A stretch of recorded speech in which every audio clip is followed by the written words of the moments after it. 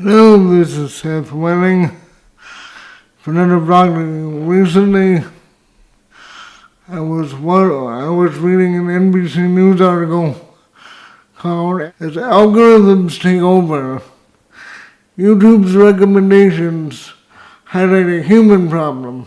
It's bad enough as a small YouTuber to not get views because other YouTubers like Jake Paul have to show a dead body on YouTube.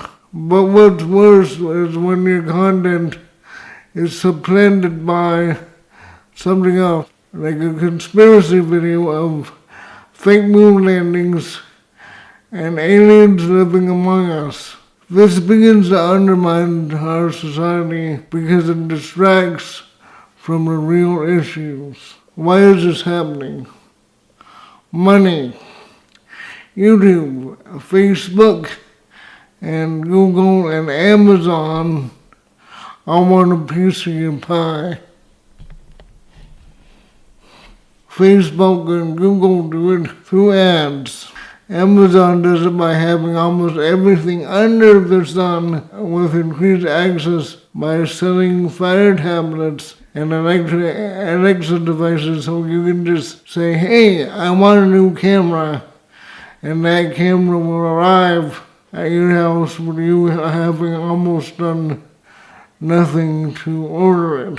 YouTube makes money off subscriptions and ad-based content, so the longer your eyes are on the screen, the more money they make. Simple. I would have less of a problem if they were showing my videos or your videos or Casey Neistat, anyone who's a real content creator. That would make me happy to feel that real content creators are putting content that's being seen by users and it's keeping them engaged.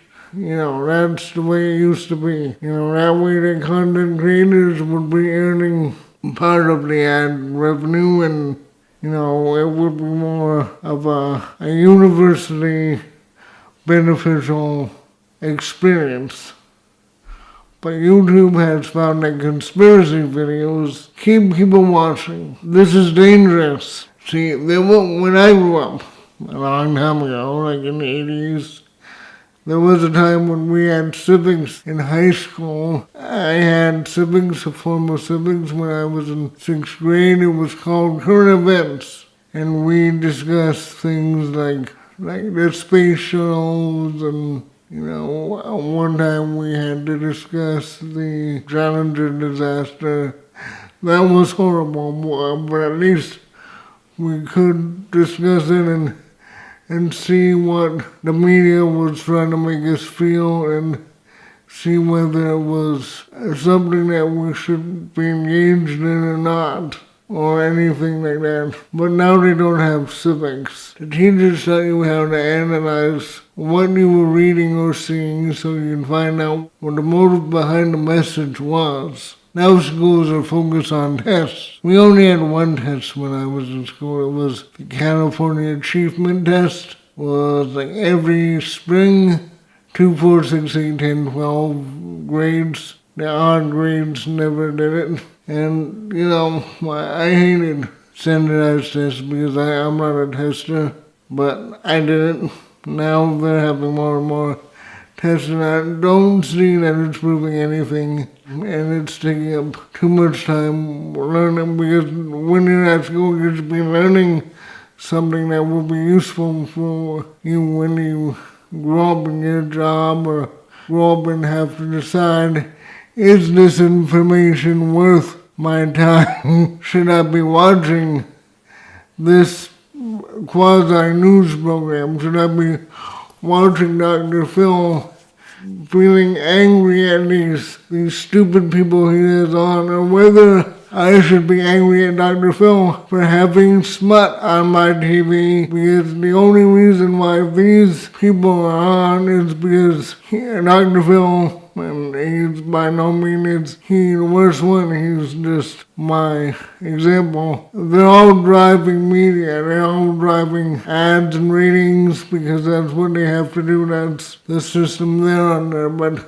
to blindly believe that these people are stupid and deserve our ridicule because they're on Dr. Phil, Dr. Phil or whoever the person is who has the show deserves at least half the blame for putting these people on TV when they should be working out their life with a real shrink. We're losing that because now schools focus on test scores and STEM classes. STEM is science, technology, engineering, and mathematics. STEM classes are important. We need people in sciences, but they're not the most important thing.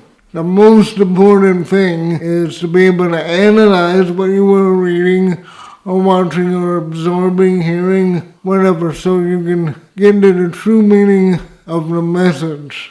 An example of this would be the person who jumps off a bridge because someone tells them, hey, why don't you jump off a bridge? And they go, okay. And then later they come back wet, and their mom says, why did you jump off the bridge? Somebody told me to jump off the bridge. And the mother is like, don't fall for those things, they're stupid. We need someone to tell us, don't fall for these things, they're stupid. Critical thinking needs to be developed if it's going to happen if you're going to learn anything about it. And I'm fortunate in that I'm good at critical thinking because having cerebral palsy. Some people like to take advantage of you, some people, especially certain types of religions, like when I was in college, I would have these people who found Christ in college and they would come up to me and go, yeah, Christ can heal you. And I'm glad that they took the time to find Christ because obviously they needed Christ in their lives. So I'm glad he's helping out. But, I have my own religious, spiritual beliefs, and I don't need someone to tell me that Christ will heal me. Maybe I don't want to be healed. Maybe I'm fine as I am. Maybe my predicament, having cerebral palsy, whatever you want to call this, is my gift to the world because I can share a different viewpoint on certain things. Maybe I can get people to feel more compassionate, or maybe I can help people see a different side, and maybe that's my special gift. And I don't need to be healed or anything that wouldn't serve me or anyone else like what I'm doing now. There's my little interjection about that. We need to teach critical thinking. We need to teach civics. We need to teach current events. I don't want people to just blindly jump off bridges and fall for things. In 1985, Bruce Springsteen put out a live album, great album, you should hear it. And part of it, he gave out this quote that says, blind faith in anything will get you killed. And that's what I want to leave us with. Blind faith in anything will get you killed. If you like this video, click like and subscribe and hit my bell, ring my bell. Visit my comments in the comment box below. And I hope you have a great day. I hope you think about something critically, and I hope it works out well for you and makes you happy. And have a good day.